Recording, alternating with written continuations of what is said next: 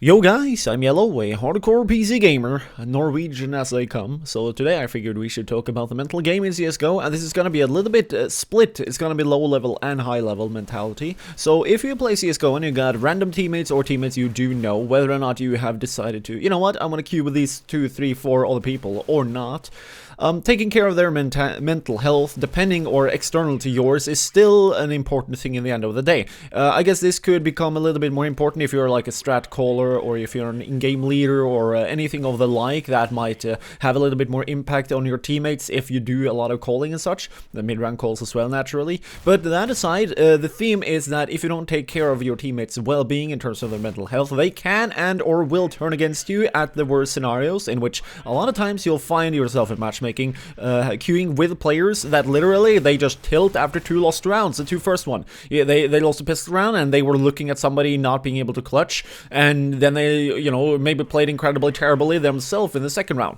Like, us as people, there's like a million things that can piss us off during the day, whether or not you had a harsh time at work, you found somebody that were annoying. Yeah, the smoke there didn't fade at the right pace, by the way. Yeah, that's demo files for you. But you know, like, everybody can have a pissy day, essentially, whether or not somebody in your life did something annoying, you had an accident of some kind. Like, there's a million things that can make you pissed. So when you then go and play video games, naturally, that could affect your entire team performance. Hell, even maybe you had some annoying teammates 2, 3 matchmaking games in a row before, and so then you'll assume that the trend continues. Luckily enough, that is not the case. But what you can do then, as a player, is to not buy into what they are selling, as they say it, you know? Because if they're then pissed, just, you know, brush it off. Because it's, in the end of the day, so to speak, if you truly want to play this game and win, and you want to play competitive matchmaking, which is for its competitive aspect, because you're playing a competitive PC video game that has a decently high level towards itself, if you ever get to that kind of rank. That bot didn't lie there when I play, by the way.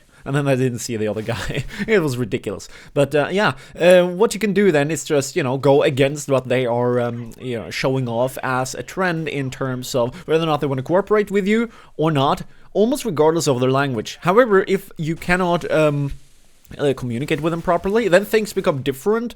I would then try to play around that player instead of playing with him per se, because it's incredibly hard for me to just learn Russian in like 2 seconds. And yeah, with that being said, if Russian, the country of Russia have a lot of players and people that just don't want to learn English, there is nothing we can really do with it, you know. We are kind of stuck there, and whether or not you want to go one way or the other with that kind of issue, the best thing to do is just to deal with it and realize that, okay, this is going to be one of those games in which all 4 of the other players need to step up, and we need to have one guy be a pitfall, maybe, which is a good practice, by the way. It allows you to push your skill forward and see how well you can do having one guy down that might be preset to not being good. So it's not technically all bad to have one teammate that might not be as good, because, you know, in almost any pro game as well as just a regular matchmaking game, there will always maybe be one guy that just don't have that kind of game that he would like to have that day, right?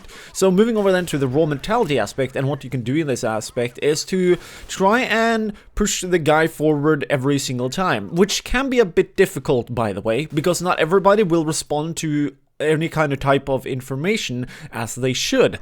And what I mean by that is, okay, let's say that I'm playing a Legendary Eagle Master rank, and I meet a guy, and he's doing a couple of plays, like he've done 3 plays in a clutch round, for example, that are fundamentally bad, and I point them out. Not everybody will take that criticism, which I personally would fucking suck up like some, yeah, I don't know, some sexual thing that can be drawn as a, you know, a nice example. Yeah, like, it's just ridiculous. I love criticism because it allows me, if somebody else got a better idea, to literally steal their idea because they gave the idea to me, and now I can become better. So their greed is obviously then maybe not towards my high level of, you know, wanting to win and thus wanting that kind of information. People are, they don't want that. They just get pissy and think you're an asshole for telling them that they did something bad, when in reality you just tell them that, okay, this was bad because this was better.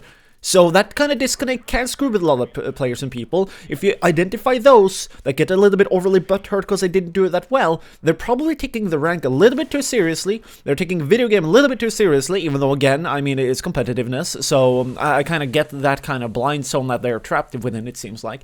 And yeah, you need to try and identify whether or not that is the case with a player and steer away from it if they get overly butthurt, because then they're going to be completely worthless.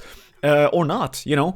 Some players even, if you egg them on, they start to play even better, which is kind of funny as well. So you can try and mix around with it, but don't overly do it. If you're then playing, you know, a 1 or 2 man party, and you're then trapped, quote unquote, with 2, 3, 4 other players, you know, it's gonna be a rough time. They might even want to kick you, and they're not gonna communicate well, because a lot of players also, if they get pissy in this kind of sense, they're not gonna communicate well. Even though, again, all of these things, eventually, you'll probably grow out of it, and I'm not kidding. Like, you'll just become better because you're getting used to it, you'll get to learn a lot more, and from there on out, it's just about playing the game and having fun and dealing with whatever might be thrown at you, which is a fun thing with the matchmaking and, you know, any kind of screaming or pugging. It's just practice. It's not that serious, is it?